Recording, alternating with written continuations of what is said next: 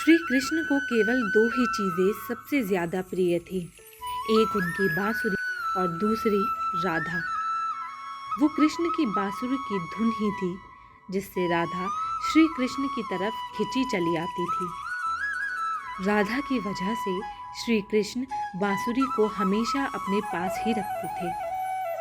भले ही श्री कृष्ण और राधा का मिलन ना हो सका, लेकिन बांसुरी ने दोनों को हमेशा एक सूत्र में बांधे रखा। प्रचलित कथाओं के अनुसार भगवान श्री कृष्ण से राधा पहली बार तब अलग हुई जब कंस ने बलराम और कृष्ण को आमंत्रित किया।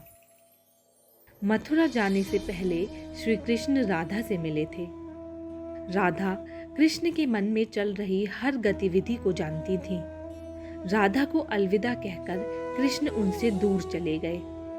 कृष्ण राधा से ये वादा करके गए थे कि वो वापस आएंगे, लेकिन ऐसा नहीं हुआ। श्री कृष्ण की शादी भी रुक्मणी से हो गई। राधा और कृष्ण जब आखिरी बार मिले थे तो राधा ने कृष्ण से कहा था कि भले ही वो उनसे दूर जा रहे हैं, लेकिन मन से कृष्ण हमेशा उनके साथ ही रहेंगे।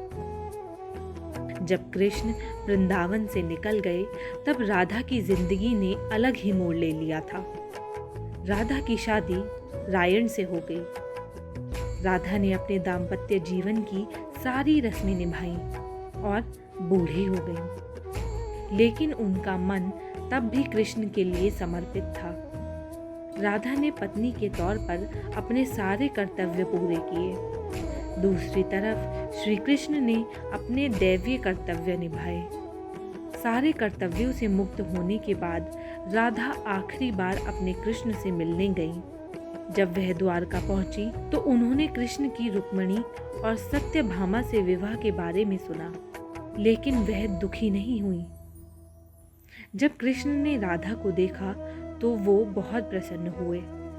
दोनों संकेतों की भाषा में एक दूसरे से काफी देर तक बातें करते रहे। राधा को कहना की नगरी द्वारिका में कोई नहीं पहचानता था। राधा के अनुरोध पर कृष्ण ने उन्हें महल में एक देविका के रूप में नियुक्त किया। राधा दिन भर महल में रहती थी और महल से जुड़े कार्य देखती थी।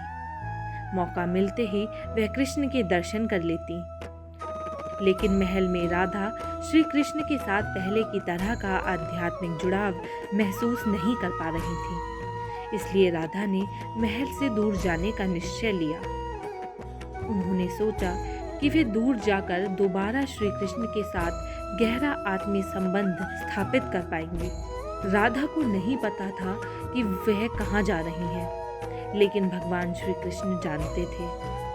धीरे धीरे समय बीता और राधा बिल्कुल अकेली और कमजोर हो गई। उस वक्त उन्हें भगवान श्री कृष्ण की आवश्यकता पड़ी। आखिरी समय में भगवान श्री कृष्ण उनके सामने आ गए। कृष्ण ने राधा से कहा कि वह उनसे कुछ मांगे, लेकिन राधा ने मना कर दिया।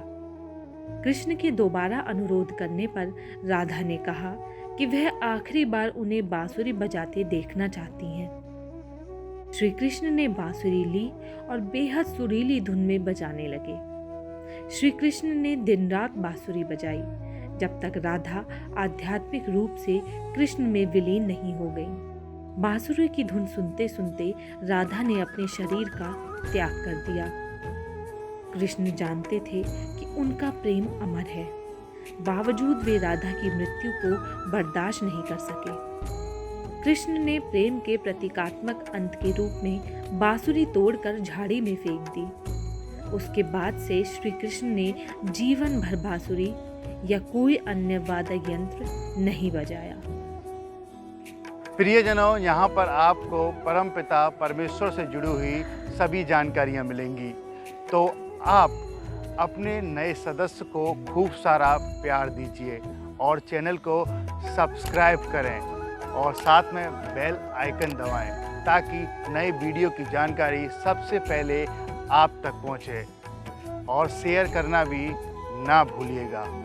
तो बोलिए बांके बिहारी लाल की जय, और साथ में राधे राधे भी बोलिए।